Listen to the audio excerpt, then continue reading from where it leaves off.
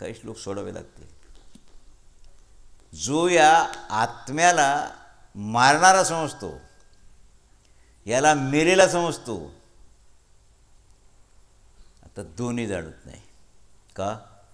वास्तवात आत्मा मरणारा नाही, कोणी त्याला मारू शकत नाही आणि त्याच्याद्वारा कोणी मरत नाही. न जायते म्रियते वा कदाचित् भूत्वा भविता भूयः अजो नित्यं शाश्वतो अयं पुराणो न हन्यते हन्यमाने शरीरे. आत्मा आहे ना, कोणत्याही कालात जन्म घेत नाही, मरत नाही, उत्पन्न होत नाही. कारण अजन्मा, नित्य, सनातन, पुरातन असल्यामुळे शरीराला मारल्यावर आत्मा मरतच नाही, त्याला मारल्या जातच नाही. तू कोणाला मारण्याचा विचार करतो आहेस? हा सत जे पूर्व श्लोकात सांगितलं, या श्लोकात 6 विकारांचा अभाव. आत्म्याला अजन्मा, उत्पत्तिरूप विकाराचा अभाव, अयम भूत्वा भूय न भविता. म्हणजे जन्म घेऊन मग सत्ता हे होत नाही, कारण सत स्वभावात आहे. अस्तित्वरूप विकाराचं पुराण स्वरूप केलं आहे. वृद्धीला प्राप्त होत नाही, शरीर वाढते तुमचं, घटते. आत्मा वाढतो घटतो काय? आत्मा म्हातारा होतो काय? आत्म्याला अवस्था आहेत काय? हन्यमाने न हन्यते. शरीराच्या नाशाने तर नाश कसा होईल? अचल आणि अक्रिय असल्यामुळे आत्मा कोणत्याही स्थितीत गमनागमन सिद्ध होत नाही. त्याचा आत्मा जात नाही, आत्मा येत नाही. तुमचं 5 भौतिक शरीर हे स्थूल शरीर, आणि त्यात जे सूक्ष्म शरीर आहे, ज्यात प्राण आहेत 5, कर्मेंद्रिय गोलक आहेत, ज्ञानेंद्रिय गोलक आहेत, बुद्धी आहे, मन आहे. हे 16 किंवा 17 तत्वाचं शरीर वायुरूप आहे. ते वायुरूप शरीर आणि स्थूल शरीर एकत्रित आला की आत्मा प्रकट होतो. ते गारगोटी असते की नाही, त्याच्यावर लोखंड असं केलं की अग्नी निर्माण होतो. अग्नी नाही आहे, निर्माण होतो कधी? दोघांच्या संयोगात, गारगोटीच्या आणि त्या लोखंडाच्या. चकमक व्हेरी गुड. झालं की नाही? शेतकरी बिड्या पेढत पूर्वी शेतात रू ठेवत त्याच्यात. आता अग्नी नाही का? संयोग नाही, त्यांचा वियोग झाला, काही कारणच नाही. अर्जुना, याकरता शरीराचं गमनागमन ठीक आहे, पण शरीर मेलं म्हणजे आत्मा कसा मरेल? आत्म्याचं गमनागमन साक्षी आहे, तो फक्त साक्षी, फक्त पाहतो. हा लाईट लागलेला आहे इथे, साक्षी आहे. तुम्ही त्याच्यात कोणाचा खिसा कापा, भोजन करा, नाहीतर पोथी वाचा, सांगा, काही त्याला घेणं देणं नाही, त्याचा संबंध नाही त्याच्यात. पण साक्षी आहे, हा संबंध आहे ना. पण तो संबंध सिद्ध होत नाही ना. अव्यक्तो मग चिंतनो यमिकारो मिच्छते. अव्यक्त आहे की नाही? अचिंत्य आहे. याला अमुक नाही म्हणतायत, त्याचं चिंतन नाही करतायत. आपण राम राम कृष्ण कृष्ण म्हणतो. आत्म्याला कोणतं नाव आहे? तुमच्या जीवात्म्याचं नाव काय आहे? तुमचं नाव म्हणजे तुमच्या शरीराचं नाव आहे बापाने ठेवलेलं. अचिंत्य आत्म्याचं नाव काय आहे? काहीच नाही, ठेवता येतच नाही. का तो जन्मालाच नाही, कोणाचं नाव ठेवा? आणि तो मरणार नाही, नाव ठेवता येत नाही. नावं त्याचीच ठेवता येतात ते जन्मतात आणि मरतात. आणि मग जातस्यही ध्रुव मृत्युर्ध्वम जन्म मृतस्य. शोक करतो तू वेड्यासारखा. अरे, मान्यतेनुसार जन्मलेल्याचा मृत्यू निश्चित आहे. उपजेते नाशे नाशले पुनरपी दिसे. हे घटिकायंत्र जैसे परिभ्रमेगा. माऊली म्हणते, उपजलं ना मरेल, नाशेल. नाचलं ना पुन्हा उपजेल. तुम्ही आंबा खाल्ला की नाही? आठवडी टाकून दिली, फेकून दिली, ती पुन्हा आंब्याचा वृक्ष झाला. नाश कशाचा होईल? अव्यक्तादिनी भूतानी व्यक्तमत्यानी भारत अव्यक्त. अरे तत्रच्या परियोजना. हा कठीण श्लोक आहे. आणि मग आश्चर्यवत पश्यती सांगतो मी तुम्हाला. देही नित्यम अधेयो उत्तम. कशाला म्हणावं?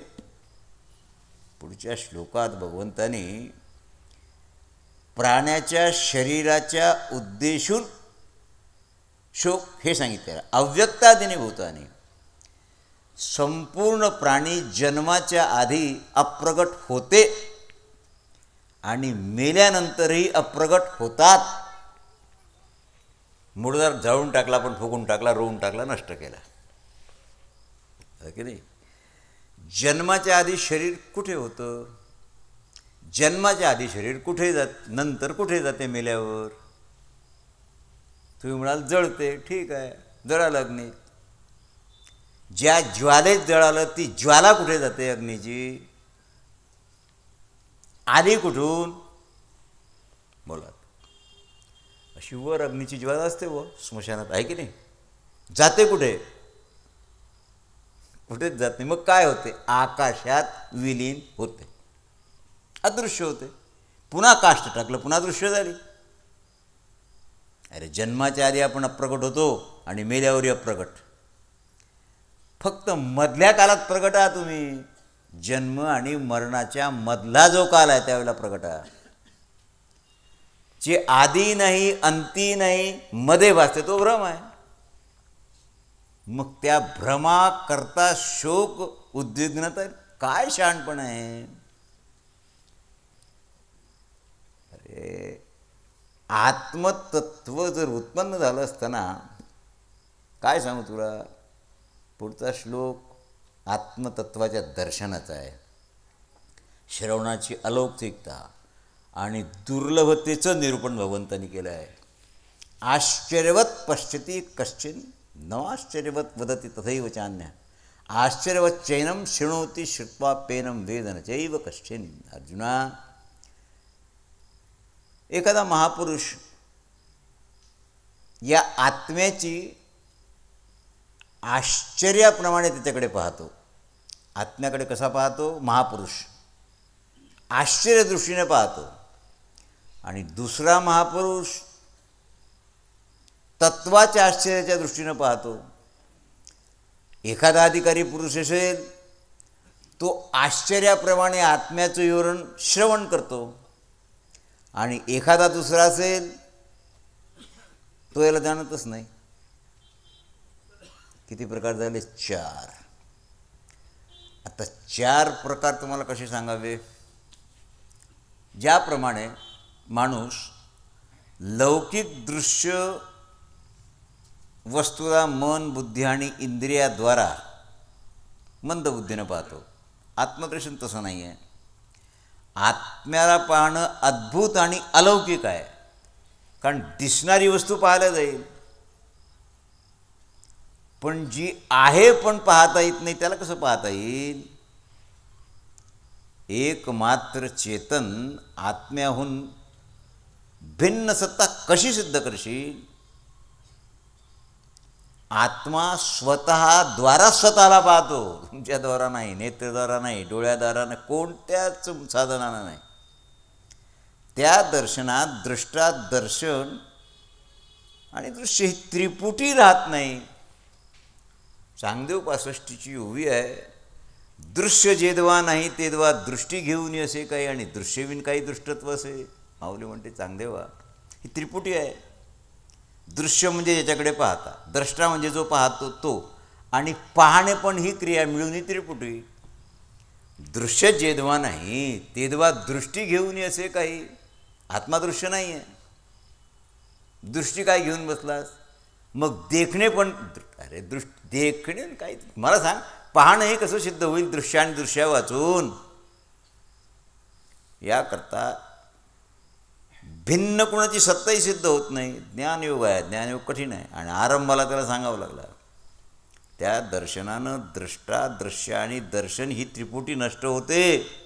म्हणून या आश्चर्यमय दृष्टीनं महापुरुष त्याच्याकडे पाहतात. कोणत्या तत्वानं आत्मतत्व तुम्हाला समजून सांगावं? कारण कोणतंही साधन, कोणचंही मत आत्म्याला पूर्ण रूपानं उलगडून समजून सांगू शकत नाही. कारण आत्म्यासदृश उपमाच देता येत नाही, अनुपमेय आहे. रामाचं मुख चंद्राप्रमाणे आहे, उपमा आली. रामाच्या मुखाला चंद्र समजून चकोर घिरट्या घालू लागले. उत्प्रेक्षा अलंकार झाला. उपमा उत्प्रेक्षा वापरता येईल का इथे? कशासारखा आत्मा म्हणाल? कारणच नाही. या अवस्थेत कोणतंच उदाहरण पूर्ण रूपाला लागू नाही होणार. संकेत महापुरुषांचं लक्ष आहे. आश्चर्याच्या प्रकारानं वर्णन केलं आहे महापुरुषांनी याला. आश्चर्यवत पश्यती देहे नित्यम वदेयम देहे सर्वस्य भारत तस्मात् सर्वाणि नूपानि न त्वं शोचितुमर्हसि अर्जुना. आत्मा प्रत्येकाच्या शरीरात अवध्य आहे, त्याचा वध नाही करता येत. कारण संपूर्ण प्राण्याकरता तू शोक करावा हे योग्य आहे काय? प्रत्येक प्राण्यात अवध्यात्मा आहे आणि तू करून राहिला शोक. यांचे शरीर मरतील म्हणून शोक आहे तुला की आत्मा मरेल म्हणून शोक आहे रे? उत्साहित करावं लागेल त्याला युद्धाकरता. ज्याचा अंतःकरणात पुरुष श्रद्धा पूर्ण आहे, आस्तिक भाव असतो की नाही? अरे पूर्ण श्रद्धा आणि आस्तिक भाव नसणं, बुद्धी शुद्ध असेल सूक्ष्म नाही होत. हे विचित्र प्रमेय आहे त्या. शुद्ध बुद्धी सूक्ष्म होईल काय? आत्मतत्वाला श्रवण केल्यानंतर ही शंका निर्माण होईल. स्वरूपाला अयथार्थ जाणता की यथार्थ जाणता? रज्जूच्या ठिकाणी सर्पाचं भान होणं हे अज्ञान नाही आहे, अयथार्थ ज्ञान आहे. There is something. शून्य नाही, काही नाही असं नाही. रज्जू पडलेली आहे, दोरी आहे, पण काय आहे? सर्प आहे की रज्जू आहे? ज्यावेळेला सर्प वाटतो त्यावेळेला दोरीचं ज्ञान नाही. दोरी स्पष्ट झाल्यावर सर्प गेला. कुठून गेला? कुठून आला होता? कारण कोणतं याला? ज्या वेळेला मंद अंधकारात तुम्हाला रज्जूच्या ठिकाणी सर्प भासतो त्यावेळेला ज्ञान आहे ना, पण अयथार्थ ज्ञान आहे. जे नाही ते वाटते हे अयथार्थ ज्ञान. त्याच्यावर प्रकाश टाकला की तुम्ही म्हणता आत्ता हा सर्प नव्हता, दोरी आहे. हे यथार्थ ज्ञान आहे. आत्म्याला देहाच्या बरोबर मांडण्याचं कारणच नाही. तुला अयथार्थ ज्ञान झालेलं आहे, अनुचित आहे. तुझ्याकरता उचित काय आहे? स्वधर्मनपीच्या अपेक्षा. अरे बज्जाम विद्यारे, वेळ आहेस काय तू? धर्माचा विचार करशील तर तुझं वागणं धर्माचं आहे. कारण तू क्षत्रिय आहेस, तुझ्याकरता सगळ्यात मोठा धर्म आहे युद्ध करणे. तू जाऊन मारणे नाही. तुझ्यासमोर युद्धाला भीष्म द्रोण कर्णादी उभे आहेत, दुर्योधन उभा आहे. ते युद्धाचे इच्छुक आहेत, आमच्याशी युद्ध कर असं त्यांचं म्हणणं आहे. आणि तू म्हणतो मी युद्ध करत नाही. मग आता काय सांगावं तुला? भाग्यवान क्षत्रियाला योग आहे तो सुखिरा क्षत्रिया पार्थ लभन्ते युद्धमित्यम्. त्याच्याकरता मोठा लाभ दुसरा नाहीच आहे. क्षत्रियाकरता सगळ्यात मोठा लाभ आहे धर्मयुद्ध प्राप्त होणे, नुसतं युद्ध नाही. बरं, अकीर्तीच्या अपि भूतानी संभाळ. मला तू सांग, तुझी अनंत कालापर्यंत कीर्ती राहील का तुझ्या नावानं लोक भितात? भयानक कीर्ती आहे तुझी जगात. आणि तू जर युद्ध न केलं, माननीय माणसात तुझी अपकीर्ती होईल. मेजॉरिटी लोकात नाही, माननीय पुरुषात. भयागंड मन्यस्ते वामाहर्ता ईशाम तो उत्वासशील आगमम. ज्यांच्या दृष्टीत तू सन्मानित आहेस, लघुतेला प्राप्त होशील. आणि हे जे महारथी आहेत ना, हे तुझ्या धाकामुळे जीवावर उदार येऊन आलेले आहेत. त्यांना माहीत आहे अर्जुनासमोर जिवंत जाणार नाही. तुझे जे वैरी आहेत तुझ्या सामर्थ्याची निंदा करतात. आणि तू पळून गेला ना, निंदा करतील, तोंडावर बोलतील, हसतील. आणि त्यावेळेलाचे जे तुला दुःख होईल, शत्रूंनी निंदा करणं आणि हसणं, त्याचं जे दुःख आहे ते या दुःखापेक्षा कितीतरी पटीने जास्त होईल. हतो वा प्राप्स्यसि जित्वा वा मोक्षसे महिम. अरे बाबा, मारल्या गेला तर स्वर्गाला जाशील आणि जिंकला तर पृथ्वीचं राज्य भोगशील. काहीतरी ती एक होणे. पण तू हातातलं शस्त्र टाकून बसला ना स्वर्गाला जाशील आणि ना तुझी काही नाही होणार, राज्य नाही मिळणार. या श्लोकात बुद्धीबरोबर एषा आणि इमाम ही दोन विशेषणं भगवंताने दिली आहेत. 38व्या श्लोकात समत्व बुद्धी सांख्ययोगानुसार आणि 11व्या श्लोकापासून 30व्या श्लोकापर्यंत सांगितलेली आहे. कर्मयोगानुसार आरंभ करावा लागला. भाव कसा आहे? निष्काम भावाचा परिणाम संसारातून उद्धार. निष्काम भाव, तू युद्ध कर म्हणजे निष्काम भावानं युद्ध कर, कारण तुझं कर्तव्य आहे ते कर्तव्य पार पाड. त्याच्यामुळे काही नष्ट होणारच नाही. आणि दुसरं फल कोणतं होईल? तू जर न लढला, मला आश्चर्य वाटते, व्यवसायात्मिका बुद्धिरेकी कुरुनंदन बहुशाखा नसतं. अर्जुना, कर्मयोगात निश्चयात्मिका बुद्धी एकच असते, परंतु अस्थिर विचाराचे जे आहेत, विवेकहीन आणि विवेकासहित, विवेकहीन सकाम मनुष्याच्या बुद्धीप्रमाणे निश्चय करतात. त्यात अनेक बुद्ध्या आहेत. यामिमाम पुष्पिताम वाच प्रवंतिष्ठा वेदवादरता पार्थानंती वादिना. जे भोगात तन्मय आहेत, कर्मफलाचे प्रशंसक आहेत, वेदवाक्यातही प्रीती ठेवतात, ज्यांच्या बुद्धीत स्वर्ग ही परमप्राप्य वस्तू आहे आणि स्वर्गापेक्षा मोठं काही नाही असं ज्यांना वाटते, असं म्हणणारे अविवेकी आहेत. त्यांना विवेक नाही आहे. कारण दिखाऊ शोभा आहे, ती वाणीची दिखाऊ शोभा आहे, दुसरं काही नाही आहे. अर्जुना, वाणीद्वारा ज्यांचं चित्त हरण केलं गेलं ते भोग आणि ऐश्वर्यात आसक्त आहेत. ते तम भुक्त्वा सर्वलोकं शालं क्षिणे पुण्ये मर्त्य लोकं एकदम 9वा अध्याय. त्रैगुण्य विषया वेदांत स्त्रीगुणी भावार्जन निर्दोन तसे वस्तू. 3 गुणाची कार्यरूप समस्त भोग, साधनांचं प्रतिपादन. त्याकरता ते जे भोग आहेत, ती जी साधनं आहेत, ती साधनं ठीक आहेत, पण आसक्तीहीन आणि हर्षशोभ याचा समन्वय आहे. द्वंद्वानं रहित नित्यवस्तू, परमात्म्यात स्थित, योगक्षम ज्यांना नको ते. का? स्वाधीन अंतःकरण कुणाला म्हणावं? विवेकी माणसाला. स्वाधीन अंतःकरण. अप्राप्त वस्तूच्या प्राप्तीला योग म्हणतात आणि प्राप्त वस्तूच्या रक्षणाला क्षेम म्हणतात. योगक्षेमम. याला काय? संसारिक भोगांची कामना त्यागून शरीर निर्वाहाकरता माणसांनी योगक्षेमाची वासना ठेवली. ती वासना सर्वथा निर्योगक्षेम होण्यामुळे टाकावी लागेल. कोणाचा योगक्षेम? शरीराचा की आत्म्याचा? रे बाबा, अभिप्राय कळावा लागेल ना. सरकार तुम्हाला आश्वासन देते, मी आत्मरक्षा तुमची होईल. आता कसं करावं? आत्मरक्षेचा अर्थ काय? शासन तुमच्या शरीराचं रक्षण करते की आत्म्याचं रक्षण करते?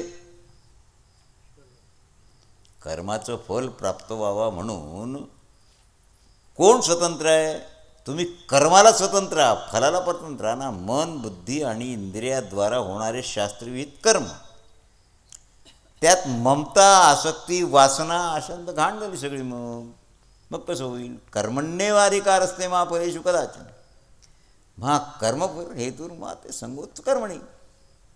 तुझं जे कर्म आहे ना, त्या कर्म करण्यात तुझा अधिकार आहे, फलात अधिकार नाही आहे, कारण ते तुझ्या हाती नाही आहे. तुम्ही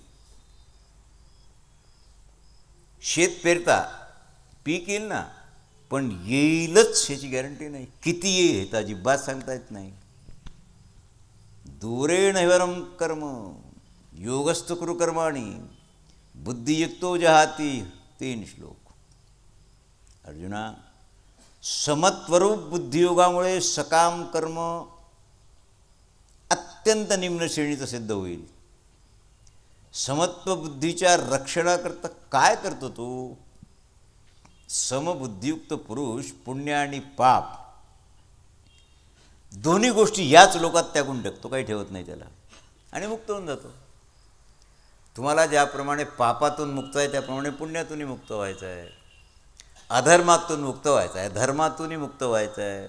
कारण दोन्ही बेडे आहेत, एक लोखंडाची आहे, दुसरी सोन्याची आहे. कर्मजं बुद्धियुक्त आहे फलम त्यक्त्वा मनीषिणः. जन्मरूप बंधनातून मुक्त निर्विकार परमपदाला प्राप्त व्हायचं असेल तर माझं ऐकावं लागेल. यदा ते मोह कलिलम बुद्धिर्विद, फारच गोड श्लोक आहे बाबा नावा. तदा गंतासी निर्वेद्यम श्रोतव्यश्च. ज्या काळात तुझी बुद्धी मोहरूप चिखलात दडलेली आहे, मोहरूपी चिखलातून निश्चित रूपानं पार होईल, त्यावेळेला तू ऐकलेलं आणि जे योग्य आहे ते या लोकासंबंधी आणि परलोकासंबंधी संबंध भोगाचा वैराग्ययुक्त होऊन त्याग करशील. श्रुती प्रपन्नात यदा निश्चला. या श्लोकात परलोकातले जेवढे भोगैश्वर्यादी आजपर्यंत तुम्ही पाहता ऐकता अनुभवलेले असतील काही लोकांनी, त्याचं नाव श्रुत आहे. श्रुत ऐकलेले. आले काय कोणी तुमच्यातलं स्वर्गाला जाऊन, किंवा त्या ठिकाणी उर्वशी आहे, त्या ठिकाणी नंदनवन आहे, अमुक आहे, आले पाहून? नारद पाहून आले, त्यांनी सांगावं, तुम्ही कसं काय सांगता? आणि भविष्यात जे पाहणं, ऐकणं, अनुभवणं हे जे आहे त्याला श्रोतव्य म्हणतात. स्वर्गसुख श्रुत आहे, पुढे जो अनुभव होईल भविष्यात त्याला श्रोतव्य म्हणावं. ह्या सगळ्या दुःख सुखाला अनित्य समजून आसक्तीचा अभाव निर्माण करणे आणि वैराग्य प्राप्त करणे श्रेष्ठ माणसाचं काम आहे. हे जे लोक आहेत ना, हा लोक आणि परलोक, अरे भोगैश्वर्य जसं इथे आहे तसंच तिथे आहे, थोडंसं रूप बदलते, दुसरं काही नाही आहे. विक्षिप्त अनिश्चयात्मिका बुद्धी. कसं विक्षिप्त बुद्धी कुणाला म्हणावं? विक्षिप्त बुद्धी म्हणजे अनिश्चयात्मिका बुद्धी, जिच्या बुद्धीच्या ठिकाणी निश्चय टिकतच नाही, तात्काळ बदलतो. त्या बुद्धीला इथे श्रुती विप्रतिपन्ना बुद्धी असं म्हटलेलं आहे. श्रुती विप्रतिपन्ना बुद्धी म्हणजे आता तुम्ही ऐकता सगळं ठीक आहे, पण निश्चयात्मक बुद्धी तुमच्या ठिकाणी निर्माण झाली काय? नाही.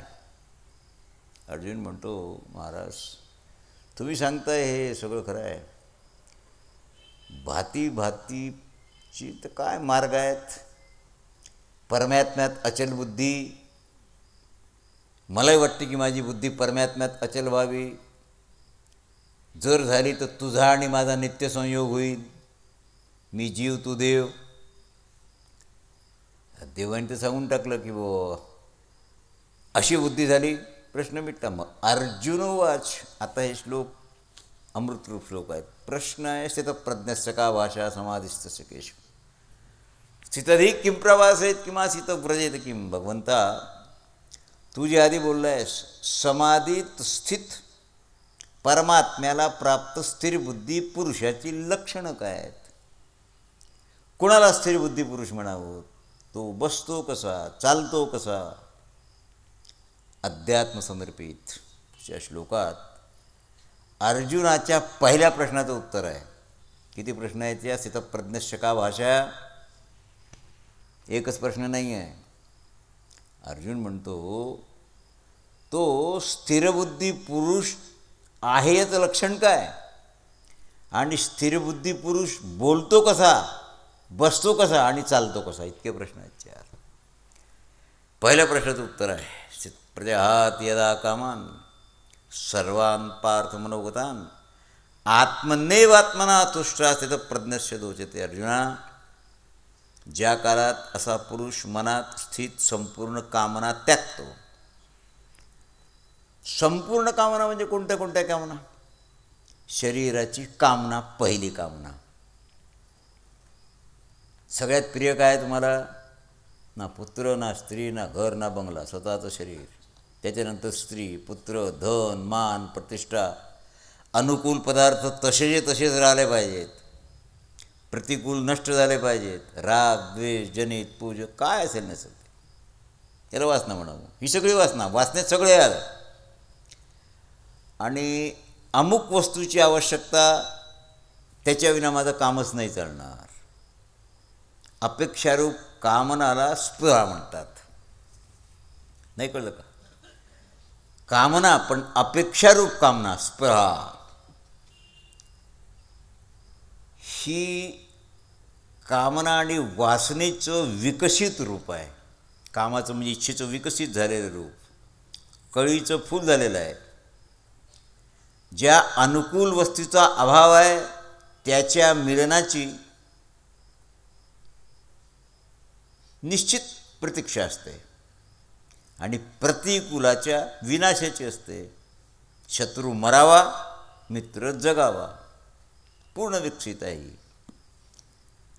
आता प्राप्त असूनही टिकावं, त्याची वाढ व्हावी, याला तृष्णा म्हणतात. स्थूल रूप आहे. स्थिरबुद्धी जे लोक आहेत ना, योग्याच्या अंतःकरणात वाणीत आसक्ती, भय, क्रोध याचा अभाव असतो. देव म्हणतात दुःखेश्वर दिग्नमनः सुखेश विगतस्पृहा वीतराग अव्यक्रोता असते. मग उच्चते. दुःख प्राप्त झालं, उद्वेग नाही. सुख मिळालं, आनंद नाही, निस्पृह आहे. ज्याच्या ठिकाणी राग, भय, क्रोध सगळं नष्ट झालं आहे त्याला स्थिरबुद्धी म्हणतात. यश सर्वत्ना विसन्ने तत्प्राप्य शुभाशुभम नाभिनंदते निर्दिष्टी तस्य प्रज्ञा प्रतिष्ठिता. सर्वत्र स्नेहरहित, शुभ आणि अशुभ वस्तू प्राप्तीनंतरही प्रसन्न किंवा उदास द्वेष जो करत नाही तो स्थिरबुद्धी. यदा संवर्ते चायम कृंगाने सर्वशः सोपा आहे. इंद्रिया आणि इंद्रियार्थे तस्य प्रज्ञा प्रतिष्ठिता. कासव ज्याप्रमाणे अंगाला ओढून देतो आत, त्याप्रमाणे जो पुरुष इंद्रिय आणि विषयाला ओढून घेतो, विषयापासून इंद्रियांना बाजूला करून घेतो, त्याची बुद्धी स्थिर आहे. वादी श्लोकात त्याचा तिन्ही श्लोकाचा समन्वय आहे. आता थोडंसं आहे. विषयाविनिवर्तन्ते निराहारस्य देहिनार संवर्ज्य रूपस्य परम दृष्टानि वर्तते. इंद्रियाद्वारा विषयांचं ग्रहण न करणे, हे तुम्ही केलं तर विषय आपोआप निवृत्त होतात. एका माणसाला अमुक पदार्थ आवडतो, टमुक आवडते, हे सगळं आवडतं. पण एक माणूस भोजनच करत नाही, आवडच संपली, मला हे आवडते म्हणता येतच नाही, कारण भोजनच नाही ना. भोजन नसेल तर अमुक पदार्थ आवडतो हे जसं म्हणण्याची व्यवस्था नाही. त्याप्रमाणे आसक्ती वेगळी झाली मग सगळी गडबड होते. मी तुला सांगतो, विषयाचं ध्यान करता तुम्ही पहिल्यांदा, ध्यायतो विषयान तुमचा संगस्ते शुभ जायते, ही साखळी आहे. संगात संजायते कामात, कामात क्रोध होवी जायते. विषयाचं चिंतन केलं की माणसाची त्या विषयाप्रती आसक्ती निर्माण होते. आसक्तीमुळे त्या विषयाची कामना उत्पन्न होते आणि कामनेत विघ्न पडलं की क्रोध उत्पन्न होतो. तुम्हाला 500 रुपये मिळावं असं वाटते, माझा मित्र आहे देईल, त्याच्याकडे गेले, कामना निर्माण झाली. आता ते जेवण नाही, त्यांनाही दिले. तुम्ही म्हणता बदमाश माणूस आहे, मी त्याला मित्र म्हणत होतो, पण काही खरं नाही, शत्रूच आहे माझा. क्रोध झाला. क्रोधात भवती समूह, समूहात स्मृत्यात बुद्धिनाशो, बुद्धिनाशात प्रणश्यते. क्रोधामुळे अत्यंत मूढभाव उत्पन्न होतो. क्रोधासारखं वाईट विष कोणतंच नाही आहे. मूढभाव म्हणजे मूर्खपणा निर्माण होतो तो क्रोधामुळे, अकामामुळे क्रोध. आणि मूढभाव झाला की स्मृतीत भ्रम निर्माण होतो. मग तुम्हाला शत्रू मित्र वाटेल, मित्र शत्रू वाटेल, हे सगळं भ्रमण होते. राजा, ज्ञानशक्तीचा नाश झाला आणि बुद्धीचा नाश झाला, तो माणूस माणुसकीपासून च्युत होतो. राग द्वेष विविक्त स्त्री विषयानिंद्रियेश चरण आत्मविषय विधेयात्मा प्रसादमध्ये गच्छती.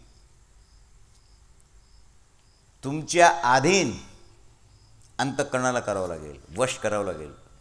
राग द्वेष रहित इंद्रियाद्वारा विषयात विचरण करावं लागेल. तुकोबा रायादी संत नाथादी संसारी आहेत, ग्रस्त आहेत, संसारात दिसतात पण संसारी नाही आहेत, कारण रागद्वेष नाही ना. संसारात रागद्वेष निश्चित आहे. याकरता अंतःकरणाची जी स्थिती आहे, प्रसादमध्ये गच्छती, याच्यावर ज्ञानोबरायांनी प्रसादे सर्व दुःखानां हानिरस्योपजायते लिहिलं. कशा काय लिहिलं ते, देखे अखंडित प्रसन्नता आती जेत चित्ता, ते तर रिगणे नाही समजता संसार दुःख ही होई टाकली. प्रसादे सर्व दुःखानां, प्रसाद कोणता? अखंड प्रसन्न आहात तुम्ही, तुमची प्रसन्नता कशानेही जात नाही, अखंड प्रसन्नता. देखे अखंडित प्रसन्नता आती जेत चित्ता, तेच संसारातलं कोणतंही दुःख तिथे शिरणारच नाही झालं. काय करावं लागेल अंतःकरणाला? अंतःकरणाची प्रसन्नता प्राप्त करा. ती नाही होत. तुम्ही चांगलं भोजन जेवले, मन प्रसन्न होईल, इंद्रिय प्रसन्न होईल. अंतःकरण थोडं वेगळं आहे. आता हानिरस्योपजायते प्रसन्नचेतसो यशो, संपूर्ण दुःखाचा अभाव म्हणजे प्रसन्नता. प्रसन्नता या शब्दाचा ॲप्रोप्रिएट अर्थ काय आहे? कोणत्याही दुःखाचा अभाव. हा माणूस प्रसन्न आहे. आता प्रसन्न दिसतो, लॉटरी लागली म्हणून प्रसन्न, नातू झाला म्हणून प्रसन्न, नाही नाही नाही, तसं नाही आहे. अभाव या शब्दाचा अर्थ काय लावला आहे तुम्ही? संपूर्ण दुःखाचा अभाव. आकाश वर पडोप आहे, आकाश खाली पडलं काय, प्राण गेला काय, कोणी मारलं, काहीही केलं, कोणत्याही कारणानं संपूर्ण दुःखाचा अभाव. असा प्रचिन्नचित्त कर्मयोगी, त्याची जी बुद्धी आहे ना, ती निश्चित रूपानं परमात्म्याच्या ठिकाणी स्थिर होते, परमात्म्यात लीन नाही होत. विषयाचा संग नास्थिर बुद्धीच्या युक्त स्वभावाच्या अभाव येता शांत रथात शांत कुतंबुकम. मन आणि इंद्रियाच्या पुरुषात निश्चयात्मिका बुद्धी कधी होत नाही. आणि अयुक्त मनानं माणसाच्या अंतःकरणात भावनाही निर्माण होत नाही. अशांत जर असेल तर सुख कसं मिळेल? श्लोक कसा आहे? प्रश्नार्थक. अशांतस्य कुत सुखम, अशांत चित्ताला सुख कसं काय मिळेल? ज्याप्रमाणे जलात चालणारी नाव आहे, वायू त्या नावेचं हरण करतो. तुफान वायू सुटलं आणि विरुद्ध दिशेचं वारं जर असेल, इंद्रियाणां विचरतां जन्मनो विधीयते ततस्यर्तिं प्रज्ञा वायुर्ना विवांबसी. त्याप्रमाणे विषयात विचरणारी ज्ञानेंद्रिय, मन ज्या इंद्रियाच्या सोबत राहते, ते एकच इंद्रिय अयुक्त पुरुषाच्या बुद्धीचं हरण करून घेते. बुद्धी निश्चयाचं काम, हरण केलं, बुद्धी गेली, म्हणजे निश्चय गेला. याकरता तस्मादस्य महाबाहू या निशा सर्वभूतानां तस्यांजागृती संयमी शांजागृती भूतानी सा निशा पश्य. ज्या पुरुषाची इंद्रिय आणि विषय निग्रहित आहेत, निग्रहित म्हटलं तेच करतात, त्याची बुद्धी स्थिर आहे. अर्जुना, संपूर्ण प्राण्याकरता जिथे रात्र आहे, संताकरता तो दिवस आहे. परमात्म प्राप्तीची स्थिती आहे. आणि ज्या ठिकाणी नाशवान संसारिक सुखाच्या प्राप्तीकरता सगळे प्राणी जागतात, त्या ठिकाणी तत्ववेत्ता मुनी रात्र समजून झोपतो. आपूर्यमाणम अचल प्रतिष्ठम समुद्रमाप प्रविशंती यद्वत् कामायम. याप्रमाणे नाना नद्यांचं जल सगळीकडून परिपूर्ण अचल प्रतिष्ठा असणाऱ्या समुद्रात मिळतात, पण समुद्र त्या नद्या मिळाल्या तो विचलित नाही होत. अचल प्रतिष्ठा, अचल आहे तो, त्याची प्रतिष्ठा अचल आहे. त्याप्रमाणे स्थितप्रज्ञ पुरुषाच्या ठिकाणी अनेक प्रकारची कारणं निर्माण होतील विकार उत्पन्न करायला, पण तो पुरुष परम शांतीला प्राप्त झालेला असतो, म्हणून भोगाकडे वळत नाही. समन्वया विहा कामान सर्वान पुष्ट निर्मम निरंकार शांतीमध्ये गच्छति. संपूर्ण कामना त्यागून, ममतारहित होऊन, अहंकाररहित होऊन, स्पृहारहित होऊन, जो नित्य जगात विचरतो तो शांतीला प्राप्त होतो. कारण शांती जी आहे ना ही शांती तशी तुम्हाला मिळत नाही. 18 श्लोक आहेत हे हितप्रज्ञाचे 18 श्लोक. आणि भगवंतांनी उत्तर दिलेले एषा ब्राह्म्यस्थिती पार्थदैनाम प्राप्य विमुहिते, शेवटचा श्लोक स्थित्वा श्यामंतकाले ते ब्रह्मनिर्वाण. 18 श्लोक पूर्ण झाले. अर्जुना, हे ब्रह्माला प्राप्त झालेल्या पुरुषाची लक्षणं आणि स्थिती आहेत. योगी कधी मोहित होत नाही. अंतकालातही त्याची ब्राह्म्यस्थिती कायम राहील आणि म्हणून तो ब्रह्मानंदाला प्राप्त होतो.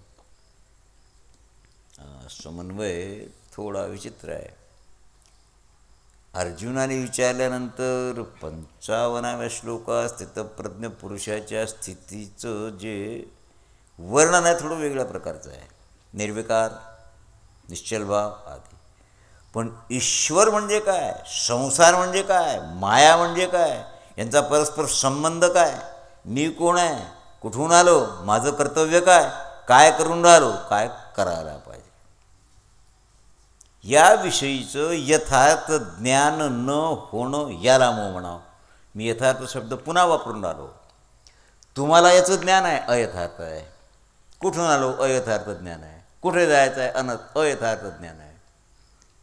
यथार्थ ज्ञान ज्याला झालं असेल या सगळ्या गोष्टीचा मोह गेला त्याचा. अनादी कालापासून याच कारणानं संचार चक्र सतत फिरून राहिलं आहे, कधी थांबलेलं नाही आहे. ही जी ब्राह्मी स्थिती आहे ही प्राप्त पुरुषाला अनादिसिद्ध मोह समून नष्ट करावा लागतो, होतोच त्याचा, आणि पुन्हा त्याची उत्पत्ती होत नाही. म्हणून तो धोक्याच्या बाहेर पडला. अशा पुरुषाला ब्राह्मी स्थिती प्राप्त झालेला पुरुष म्हणतात.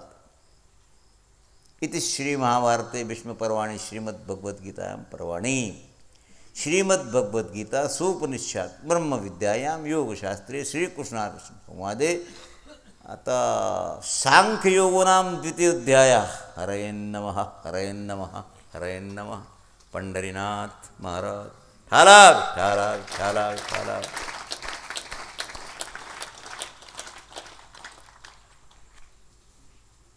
समर्थाप्पा स्वामी महाराज, गजानन महाराज.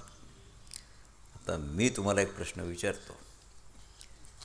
मी तुम्हाला हे